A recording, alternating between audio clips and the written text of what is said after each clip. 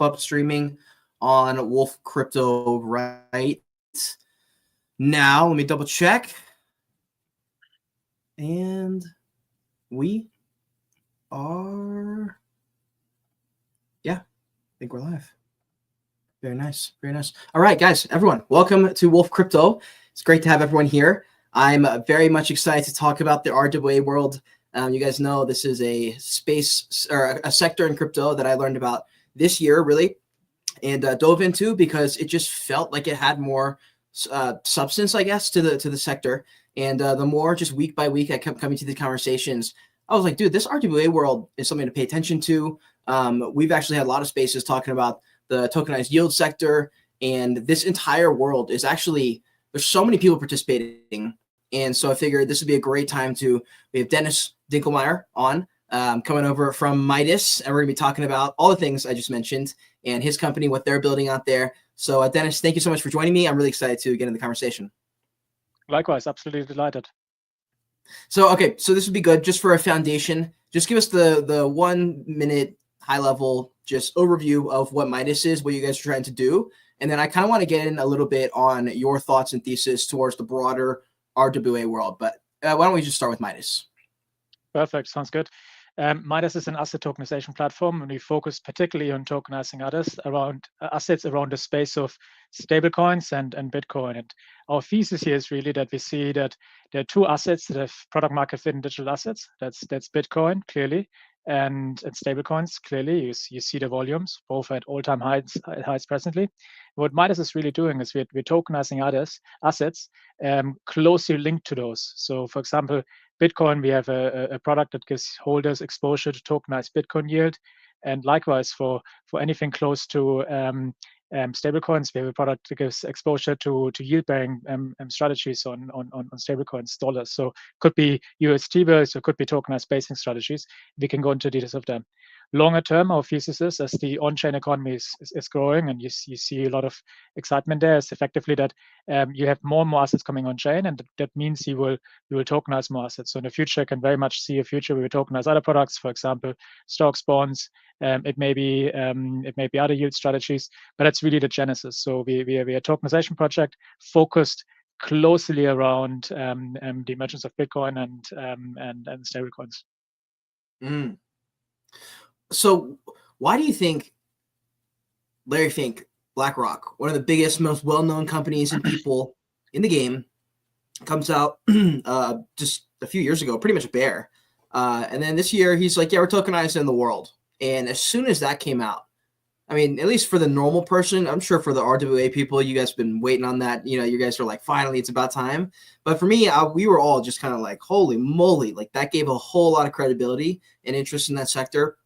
Since then, there's just been billions of dollars flowing into the crypto world. What do you think for the average person who is skipping over RWAs? They're just going, you know what? I'm moving to AI. I don't even know what RWAs are. What are they missing? You know, what is the vision that they're missing that you're like, you know what? This is why we're gonna go attack this part of the industry. First of all, very, very clearly, RWAs are the most important component to digital assets and blockchains. Without RWAs, none of this technology would be anyhow useful, and I can explain that. So let's step back a little bit and then go into why Larry Fink made these comments. Firstly, RWAs really encompasses any asset that's minted on the blockchain that's not the native asset. So wrap Bitcoin, for example, is an RWA, technically speaking, by BitGo.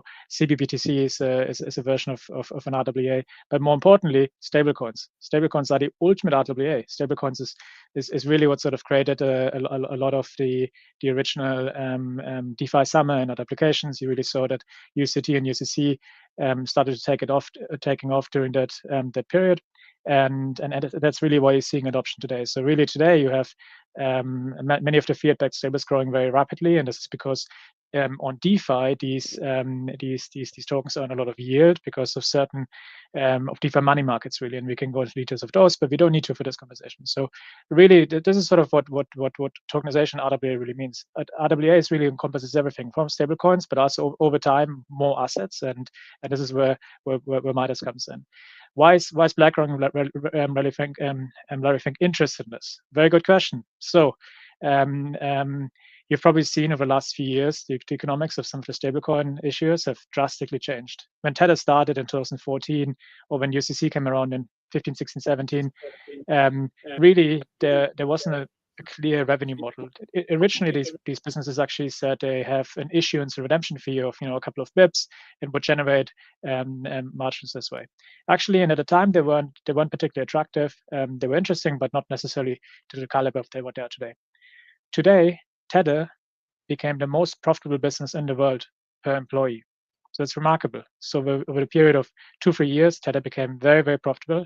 And the reason is this, that the US Treasury increased the interest rates from 0 to 5%, and that effectively meant that Tether makes close to $10 billion of profit, analyzed with only an employee base of 50. So obviously, BlackRock, being the largest asset, or one of the largest asset manager in the world, takes a lot of interest in this. And interesting enough, what BlackRock has done with BUIDL or with their own ETF issuances has been a huge success that really sort of strengthens this. And we see a lot of interest. So I think all the big Wall Street firms will be taking a close look, because the numbers that some of these businesses are printing are comparable. For instance, Tether made more profits this year than Goldman Sachs. I used to work at Goldman Sachs my entire career. A lot of people there look at it as a great interest. So this is a bit of a historical context why all of a sudden a lot of people are interested in this, and there's a really rational reasons, and this goes beyond the use cases. So why we should also discuss why stablecoins are useful, what are their use cases. We can put them into categories, but really that provides the market colors, and why the term RWA was really popular, when actually we've had RWAs all this time, but we didn't really put stablecoins into the category. Yeah, I think for a lot of people, I think, including me, for sure, this has been my experience. DeFi comes like maybe halfway into the game of learning. Like you get here, you're kind of messing around on Coinbase, you find your way to a DEX, you find your way into getting a MetaMask, you start getting, handling a bit of your own money. And then eventually, once you've built up enough courage, you start to step down the ladder and get into the DeFi world and start, looking at some of the stable coins as well. And then, way later down the line, you're comparing charts with stable coins and you're drawing lines and things like that. I think it's one of those things that as you get into the game, it becomes something you pay attention to. So that might just be something, there might be something to that. Who knows? There might be something to that in terms of opportunity. At least that's been my experience. What was your experience getting into the crypto world? Did you find yourself getting straight into RWAs? Like, what was your background before you mentioned Goldman Sachs? Yeah. I would say my background professionally have always been sort of in this RWA industry, but we call it traditional finance. So I started my career at Goldman Sachs, was a number of years there, then was at Capital Group, so I was an investor. Always been fascinated with markets. I love markets, really super fascinated by them. And obviously when really the sort of the 2017 theme and trend around Bitcoin and ETH came up, I was really intrigued by that, and that is really how I got into. So got into ETH at the time, and then followed the DeFi and developments, and so many things have happened since. It's pretty remarkable. Mm-hmm. Yeah, it's always so interesting how people get into it. Mine was just a classic. I bought a crypto like meme coin 4 years before, didn't know anything about it, and then crypto just mooned a few years ago. That was my origin story. I ended up falling into Web3 just because I was like, wow, that's not a thing. I've never seen that happen before. Like, I've got to find out more. And then eventually I went down the rabbit hole. So I remember, actually, it's quite funny. I think in 2017, this time, so Christmas party time, it's December, so a lot of companies have their Christmas parties, and I remember that I think Bitcoin had just 20K, either 10K or 20K, and ETH was also doing 2K mark, 3K mark, and at the time we were quite young, analysts, and we all had a bit of savings in those assets, and we were all sort of celebrating, having a good time. I remember that it was pretty much December, 7 years ago now. That's so funny. Wow, that's wild stuff. What kind of conversations were happening back then? Like, what was the interest? What was the mindset the same as it is now? Is it even more so? Like, not your keys, not your crypto. Like, what was the main conversations happening around Bitcoin and stuff? I think at the time, Bitcoin really, there's a lot of interest in Bitcoin primarily, and then there were always, what's going to be the next Bitcoin? I think that was clearly the narrative. So people were sharing white papers. Okay, this is really interesting, and this is better. And so there's a lot of interest, particularly from retail, that thought, okay, what could be the big next thing? And I think that was really the theme at the time. And DeFi wasn't really around at the time. Gotcha. Okay, so I want to talk a little bit more about RWAs, and because we kind of started with Larry Fink, I feel like this is also important. So, regulation-wise in RWAs, so these big guys are coming in. My thought immediately is that okay, so I guess we'll see regulation here faster than other sectors because they're going to just not have a choice because these people who have been in the game for so long and be getting in. You can't not regulate it. So I was just like, okay, so I guess we're going to see more clarity from RWA sector. They potentially are going to be a leader if that's the case for both crypto, because everyone's going to be looking at me, okay, what did they say about RWAs? They said this, they said that, they don't like this, they don't like that. So eyes are going to be on RWAs. I'm curious what your thoughts are on the compliance and regulation side of things for RWAs, and maybe for your particular sector and Bitcoin tokenized yield and things like this. Yeah, no, absolutely. So first of all, I think we already have regulations covering all of what we're doing here. So so that includes traditional crypto assets, that includes tokenized securities and otherwise. So and I would say I've spent a lot of time myself on learning and picking up the different frameworks, and more regulation is coming up. But my general view is that everything here is already regulated, but it falls under the different categories. So, for example, a stablecoin like UCC traditionally is structured or as basically in regulatory sense as a tokenized traveler check. That is really a way to think about it, because from a user perspective, you don't own yield. You don't own yield. You don't have a Howey test. You don't have a classification of a collective investment scheme or investment act company. So really, you think about these things that they are regulated, but they're exempt from certain regulations because they don't fulfill certain requirements. At this point, I would also flag quite clearly that we are not available in the United States, not available to US persons, in the UK, China, or sanctioned countries. We primarily focus on the European market. But I think that's an important thing to highlight.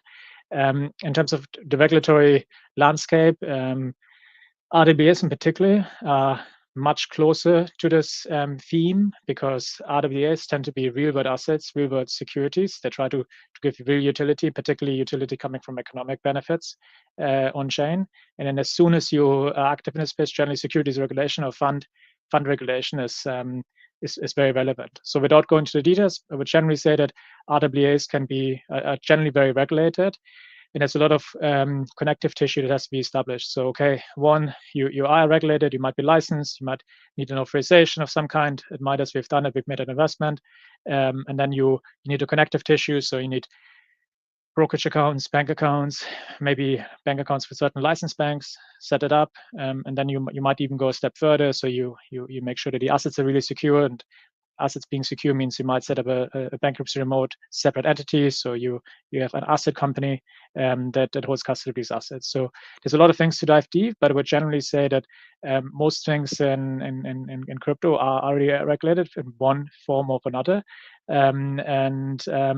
The regulatory landscape is evolving, but certainly that anyone in the RWA space or yield-bearing space is much closer to the regulatory parameter than I would say other projects. Gotcha. Okay, so pushing into your company, I thought this would be cool. So I'm going to pull up your site, but during this time, I think it'd be cool for you to just talk a little bit about what you love that kind of helps you guys stand out in the industry, as well as maybe how it goes back to sort of the origin story of what you guys of why you guys came into being. Lovely website, by the way. I was telling you before. Can you see my screen, by the way? I can, yeah. Okay, perfect. He's like, oh yeah, I can see. I can see the site. I can see the site. So, anyways, just for people who are interested, highly recommend you give them a follow, and then check out their website, and you can see what we're talking about here, and as well as you can see some of their options that they've got here that you can see. So yeah, why don't you walk us through a little bit what you guys do that separates you, or if you want me to go anywhere on the website, I can also let you share your screen if you'd rather do that, and if you want to click around your site, if that makes it easier. So I'll kind of let you go. No, let's exactly start. So we're doing internet native investing, and really the sort of slogan that we go for is institutional grade assets for the open web. So why our reasoning around this this theme is that we believe in the values of the internet. So the internet is open, it's globally connected, it's permissionless, it's transparent, and I think these are really important values. So, and these are really the values that bring us all to this industry. So we want to be in an industry where you can transparently see, where everyone can access these products, and that's really what we're building here. Particularly with a spin that we really focus on institutional grade products. So what we do, based on my background, extensive experience in traditional finance, really build very high quality products. So we optimize for the attractiveness of the products themselves, so that really being the yield and the potential return, but also really making sure that these assets are secure and regulatory compliant. So this is sort of the overarching theme, and why we call it internet native investing and call it institutional grade assets for the open web. With regards to the specific products, at the moment we have primarily 3 products. Very popular one is our tokenized basis trading strategy. So basis is one crypto yield strategy, and basis gives you exposure to that. Over the last week, the strategy's returned around 30% annualized, and that's a very, I would say, interesting.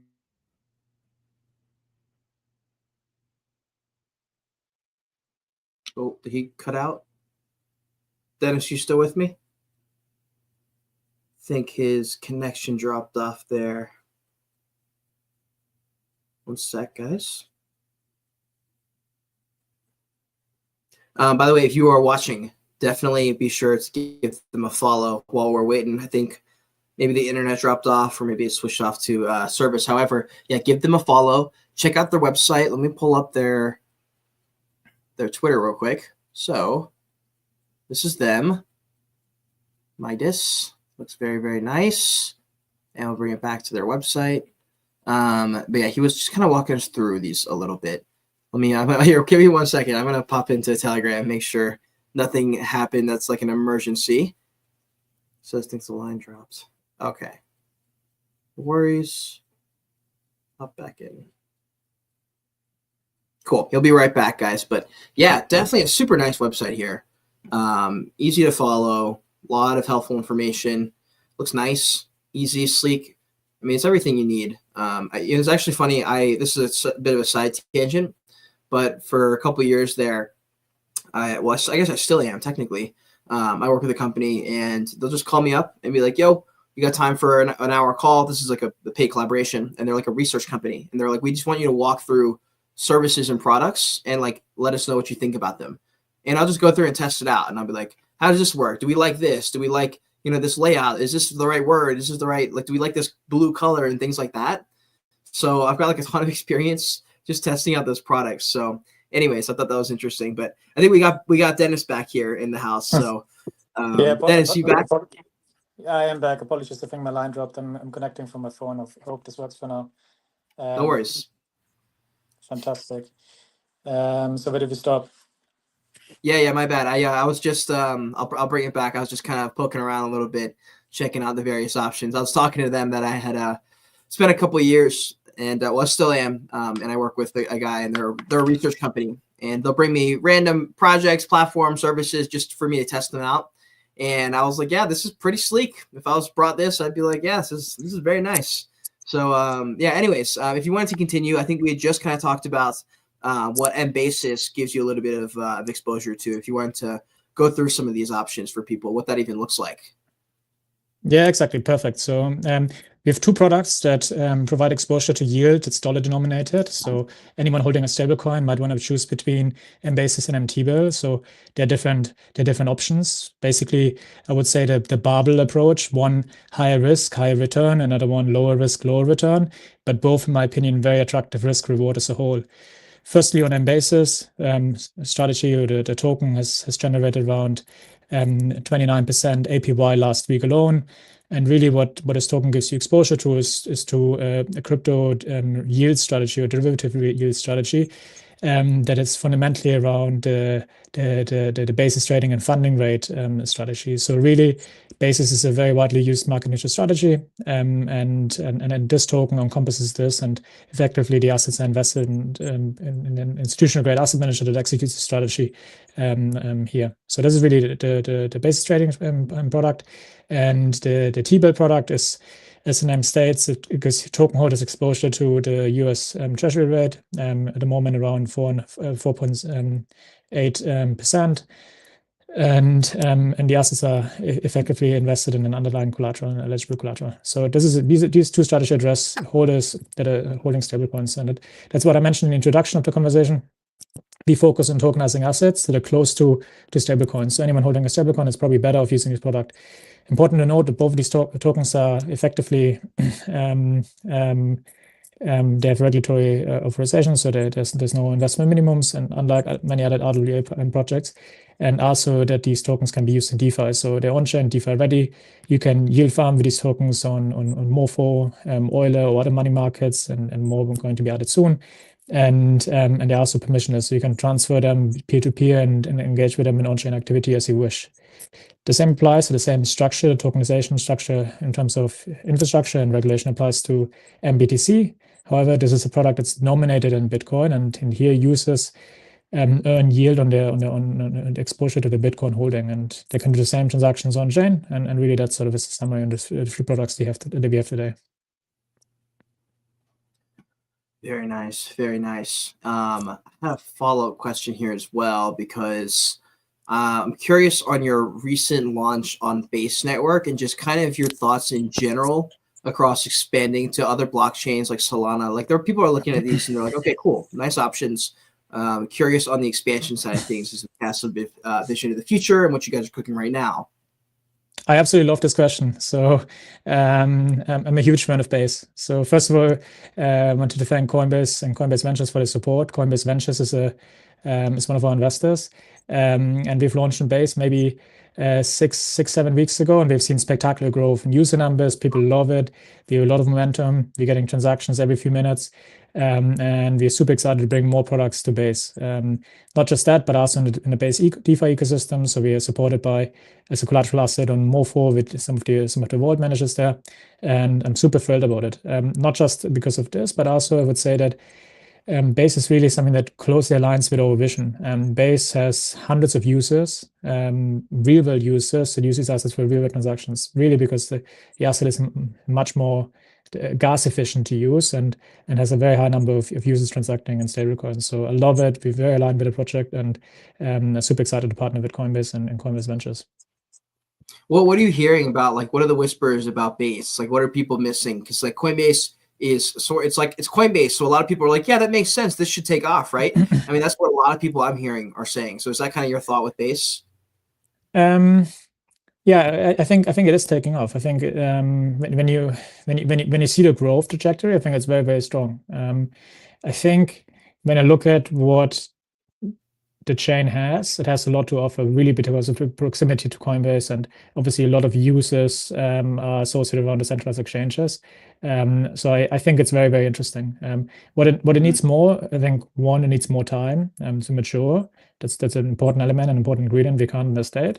It takes projects time to migrate on Base, but I think the fact that the EVM compatible is very helpful, because a lot of innovative DeFi applications are launched on the Ethereum mainnet, and they can easily migrate to Base, and I think it's a very important strategic decision too. What I'd like to see more is actually integrations on platforms like Telegram, WhatsApp, Facebook, Twitter. When you look at the growth of Ton and the Ton ecosystem, we ourselves have also launched a Telegram mini app, and we'll be deploying on Ton early next year. I think integration at Base could maybe organize with, let's say, Facebook or some of the larger consumer-facing platforms would be absolutely incredible for the platform. I think these things are hard to do. There's a lot of challenges to overcome, but I do believe that Base can really serve as a platform. This would really be strong. So that would be my one wish list, because we see it as of the ease of use, the UX, and when you just look at the user numbers, really. Platform like Telegram or WhatsApp, they have close to 1 billion users, 1 billion monthly active users. In blockchain context, It just vastly exceeds what anyone can imagine. So when you think about the daily transacting wallets on a blockchain like Base and Ethereum, all the EVM chains, you're looking at less than 10 million per month. Solana is one exception. They're doing very well these days. We'll see how sustainable this is. And by the way, I'm a huge Solana fan. But when you compare this to the monthly active users of a large Web2 application, it's just totally different. So integrations to them can really transform how users interact with blockchains, but also can really transform how blockchains interact with society. I think it's hugely, hugely interesting. Then I would flag two things. We've recently announced a partnership with Oasis Sapphire, so we're going to be deploying there, and we're also going to be deploying on on Ton and also on Solana. We're very close to the Solana Foundation. And we're really thrilled about these partnerships and delighted. So from the MIDAS perspective as a whole, I would say chain agnostic. We go where users go and users want us to go. So we will love feedback for it that anyone chips us in. Yeah, and what's good is there's a lot of products, platforms, services, teams building more and more bridges. Like a lot of people are really paying attention to DeFi and trying to sort of like prep the game field, I guess, for when real user when like the masses show up. They're like, hey, if we have this stuff built out, ready to go by the time they get here, it'll be a lot better than building this plane while we're in the air kind of thing.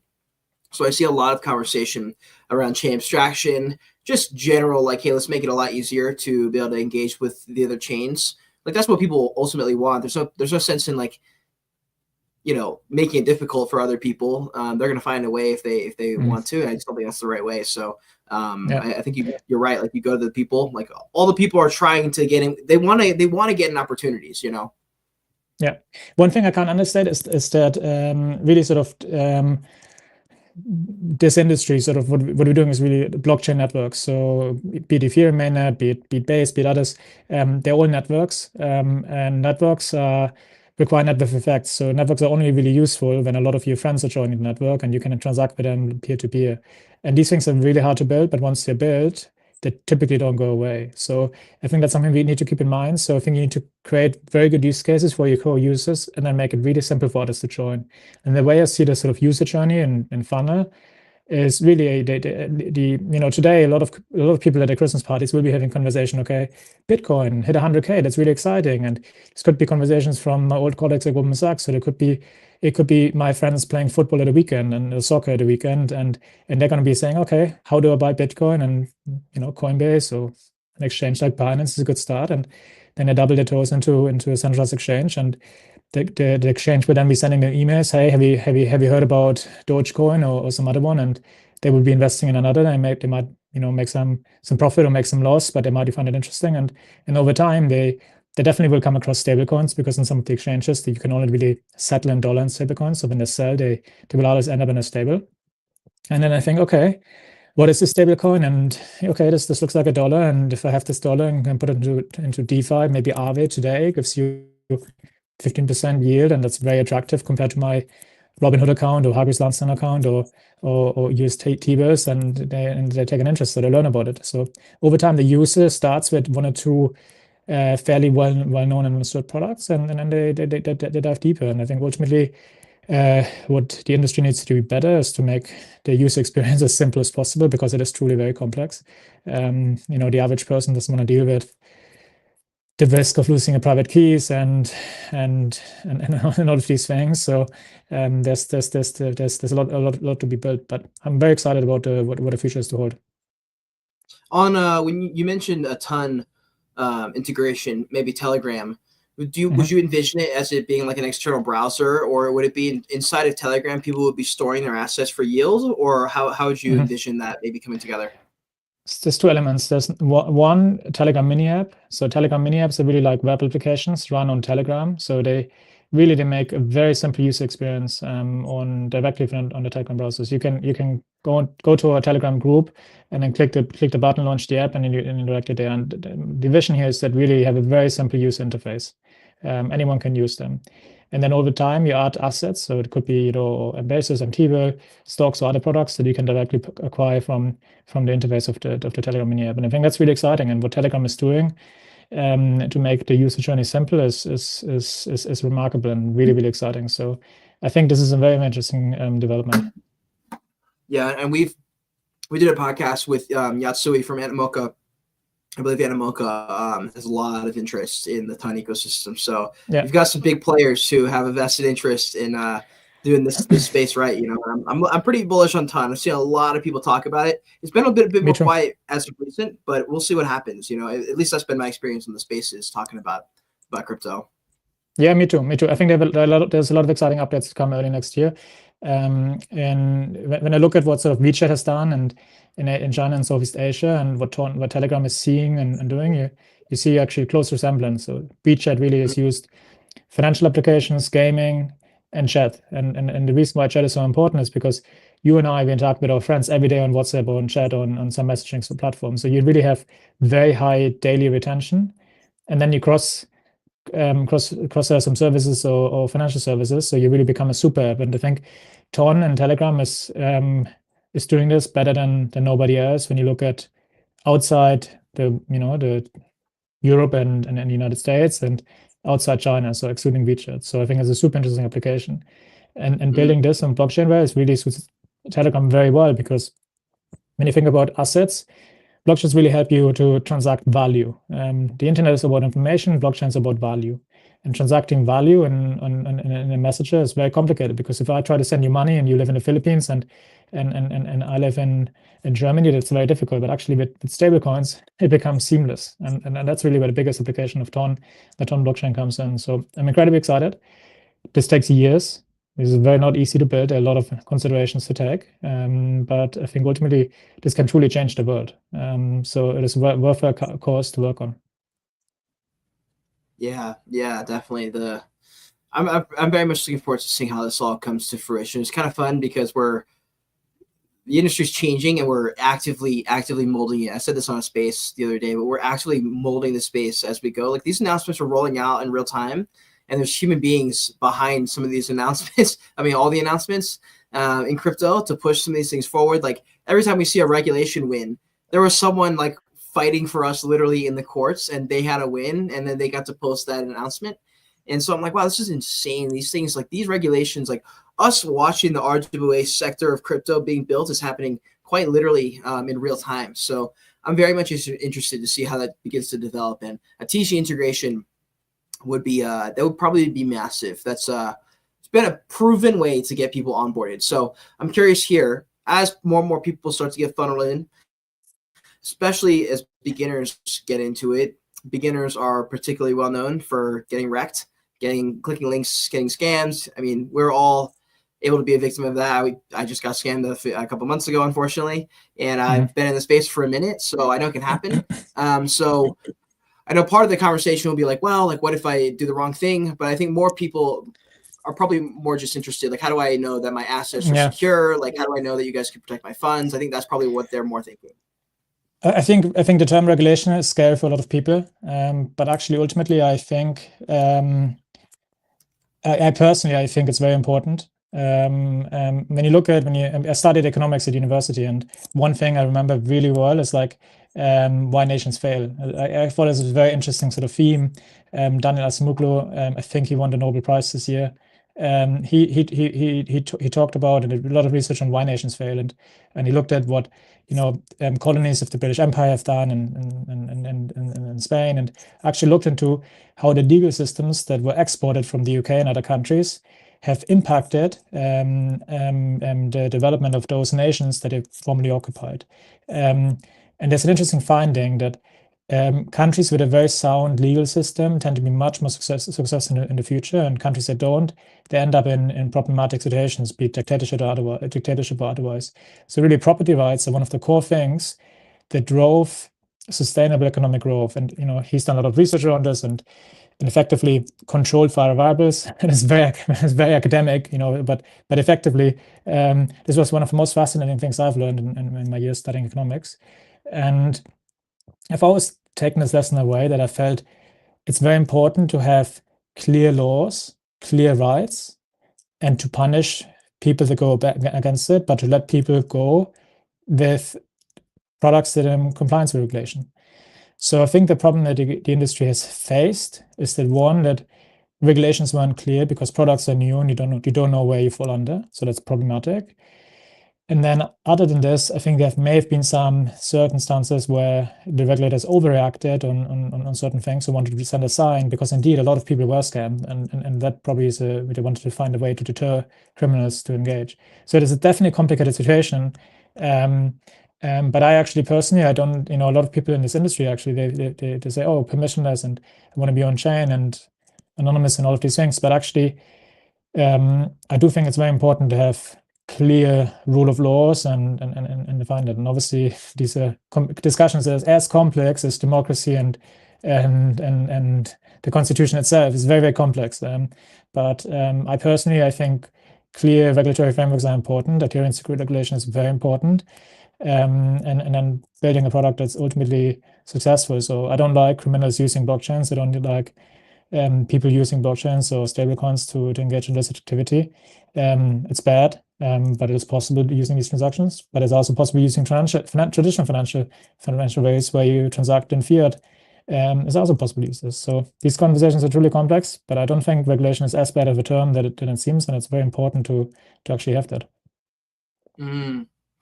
So, I mean, we're about to see a pretty historical change here in the United States presidency and the entire administration. It seems to be relatively pro-Bitcoin and pro-crypto, aside from Trump's stance on Bitcoin and crypto, which is nice. So it's sort of independent, like most of the people who liked Bitcoin before, held Bitcoin before being, appointed to Trump's team, which is interesting.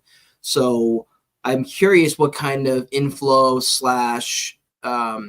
maybe uptick in companies building in crypto who decide to give a swing to in the United States in spite of all the regulation just nightmare that we've had the last few years. Is that part of the reason you guys have not expanded to the United States yet, and you're mainly focusing on Europe, or is that mainly just strategy based on where you guys are in the plan? Or indeed, we have not been and are still not available in the United States. For the reason that the regulatory complexity and burden is very, very difficult to overcome. And generally, we would be interested to transact in this market because it's a huge market, but we have not, and I still have not done that to date.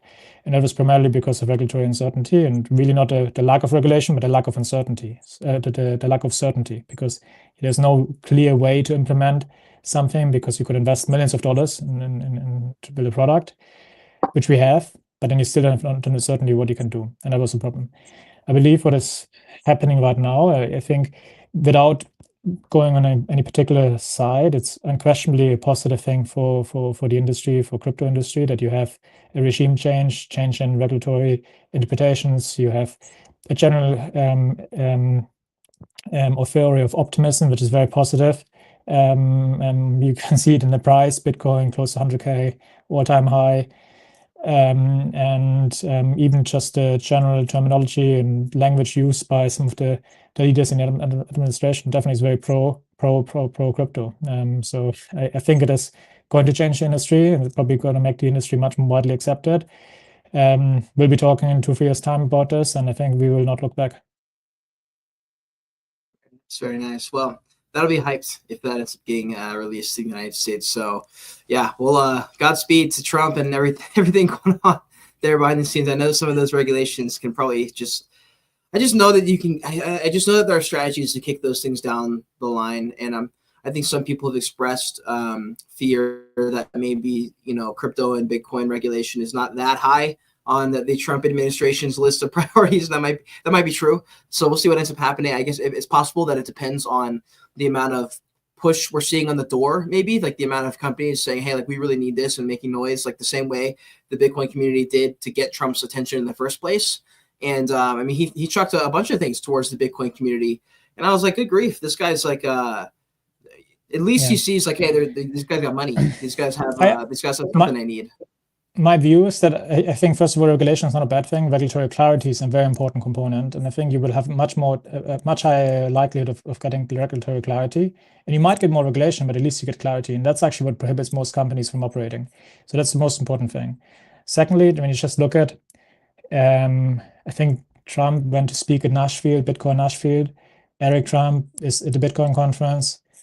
You could have not imagined this 4 years ago. You could have not imagined this 8 years ago. Now, I don't want to sway one or other political opinions. This is not really my agenda. in any capacity at all.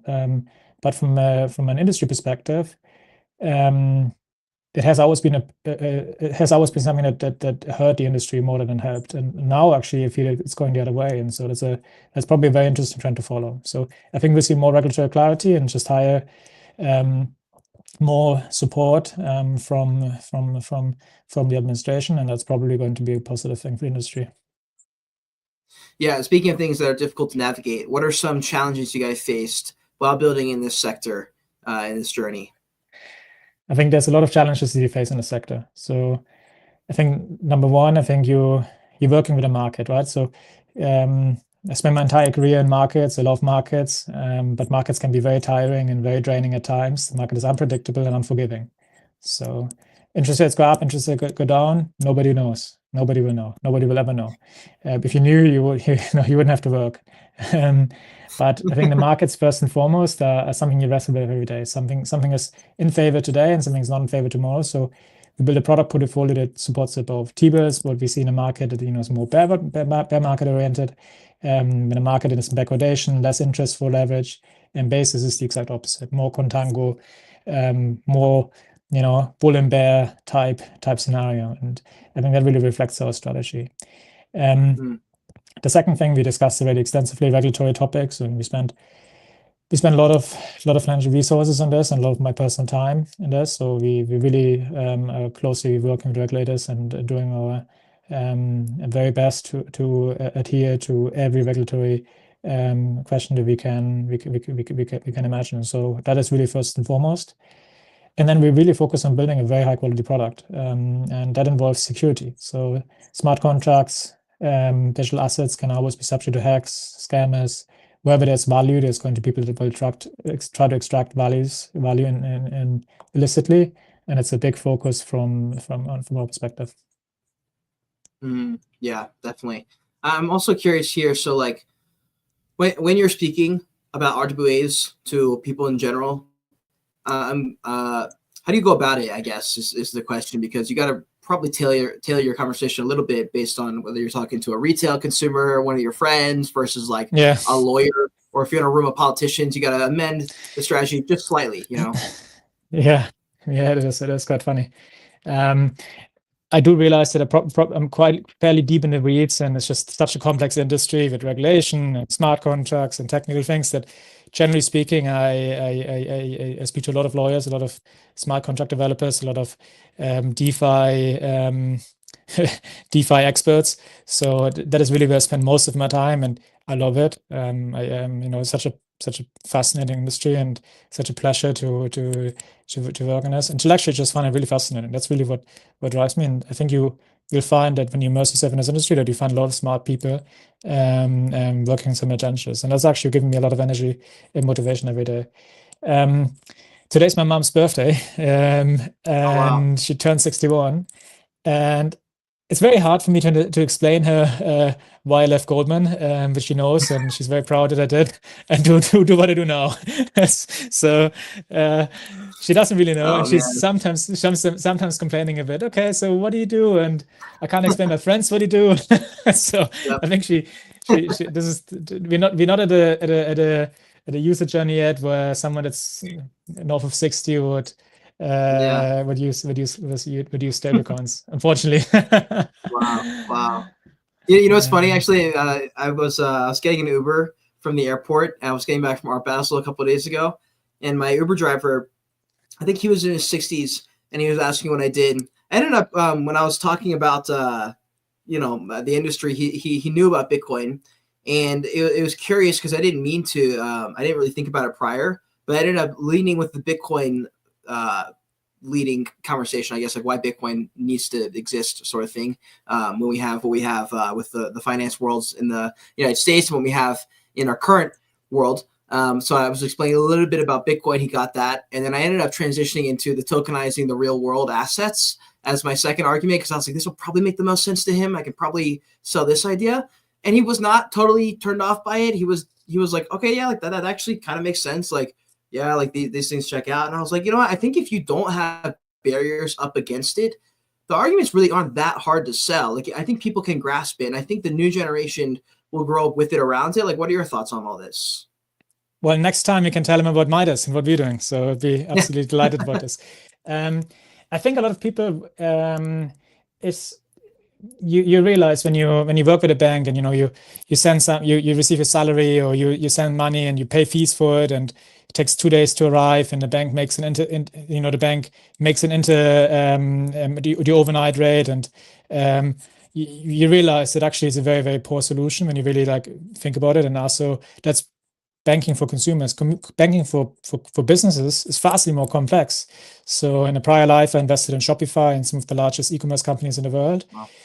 These companies pay between 75 and 150 basis points. So that's 0.75 and 1.5% of their volumes to merchants. So they really pay a lot of money to this.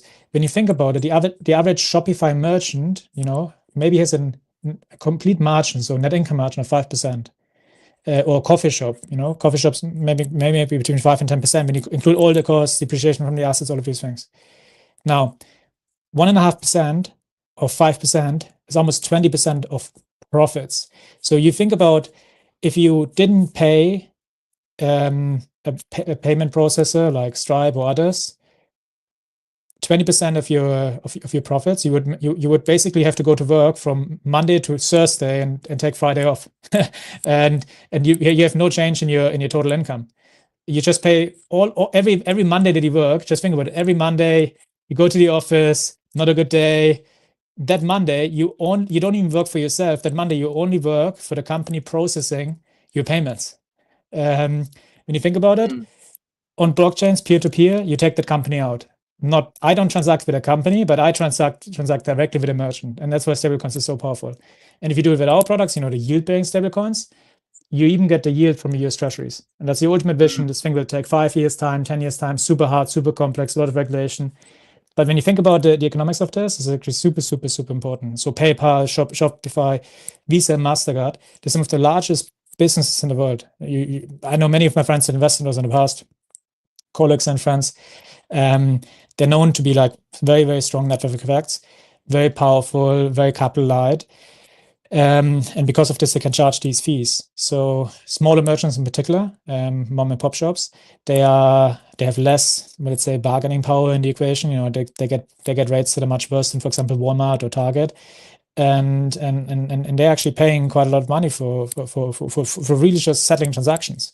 And if you do this with stablecoins, you don't do anything. And that's why also the work Base is doing is so important. Base is much more gas efficient than Ethereum mainnet. And, Solana and other chains really, really focus on this. So you don't, obviously here you pay gas fees as well, but there should be, and they should really focus on becoming much less than what you pay for Stripe, Shopify, and others. And once you get to this point, these assets will be widely used, because think about it.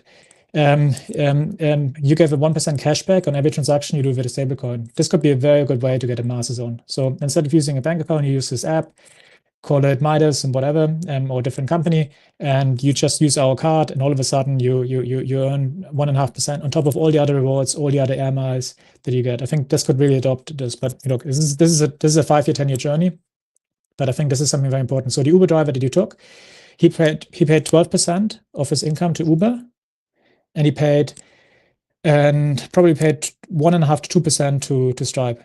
So Stripe you can immediately take out because you effectively do it with stablecoins. Uber is still there, but there actually are projects that are doing peer-to-peer ride-sharing networks. Tata on Telegram is a very good example of this. Very cool. I took them in Singapore early in the year. But that's really the vision. I think a lot of these things are very hard. So you need to start with the first and the simplest things first. So it starts with stablecoins. And once you have money, you have other things around money. So money, and you have sort of interest versions of money, interest savings account like T-bills, bases. And over time, you have other assets like stocks and others. And hopefully at some point, we put things like Uber on chain, and we transact peer-to-peer without Uber itself.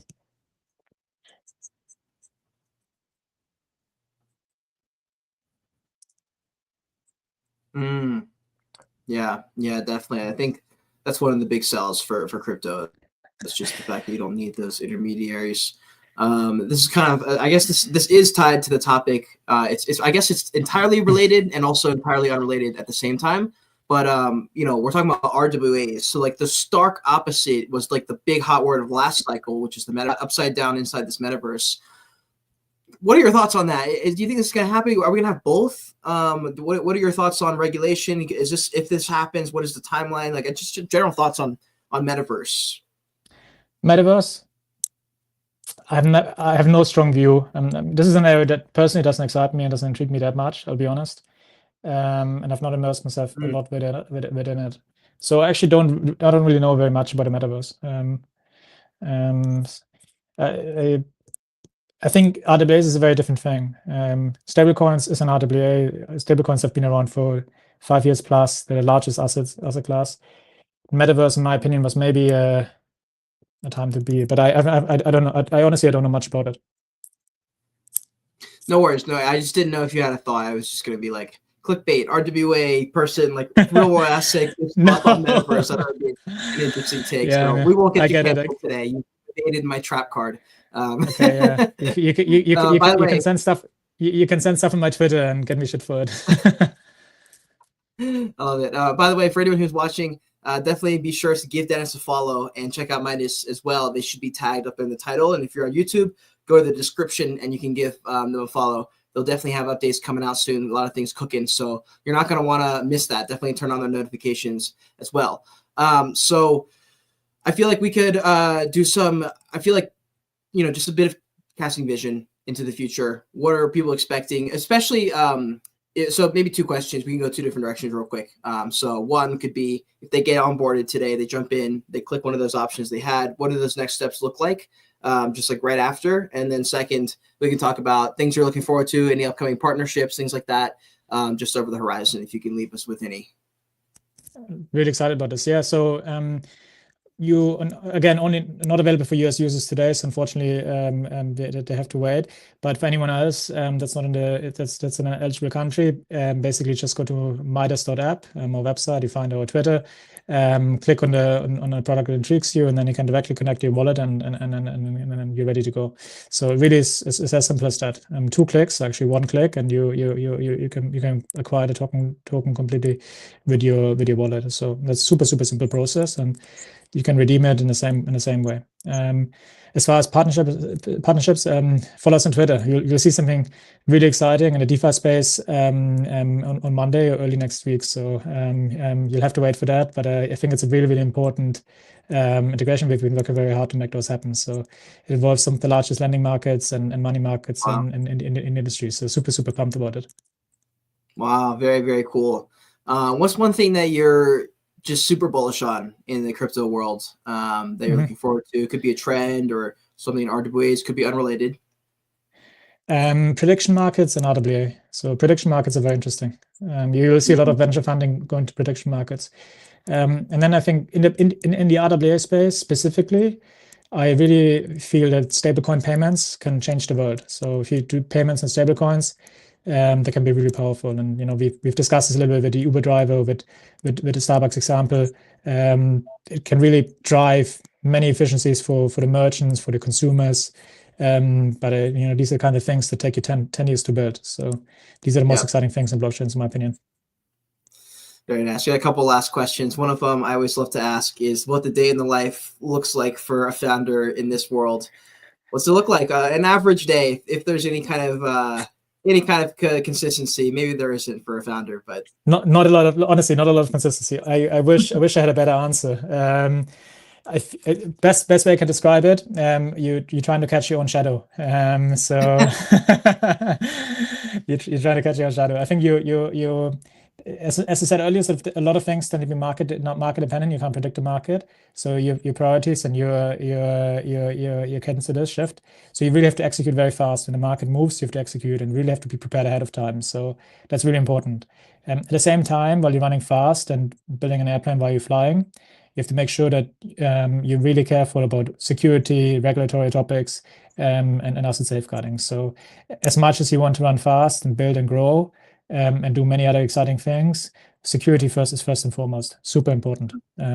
So I think it really goes around this. And then I think actually the most important thing is not just the founder, but really building a strong team around you. That's the most important thing. Yeah, definitely.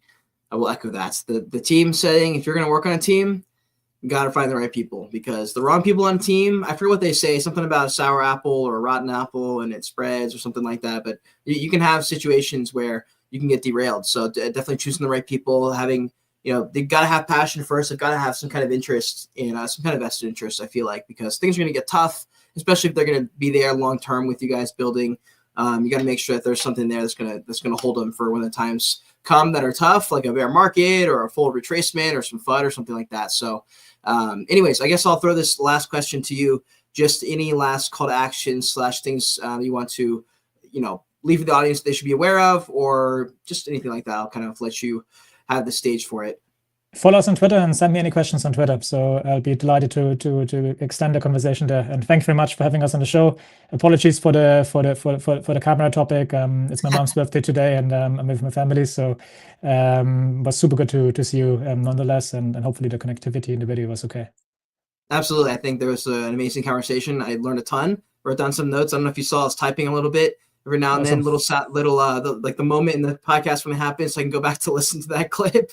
But yeah, man, really, really appreciate you coming through. Like I said earlier, guys, definitely give them a follow. Check out their Twitter. Shoot Dennis a DM if you have a question or thought or anything like that. Drop us a comment. Retweet this stream or quote tweet the stream. It helps out tremendously if you do. And yeah, we have spaces and streams here every single day. I hope you all have an amazing rest of your day. Everyone say shout out and happy birthday to Dennis's mom. Happy birthday to her. I hope it's an amazing rest of your day, man. And we'll see everyone else later. We've got another podcast coming up and other spaces. But we will see you all later, fam. And happy holidays.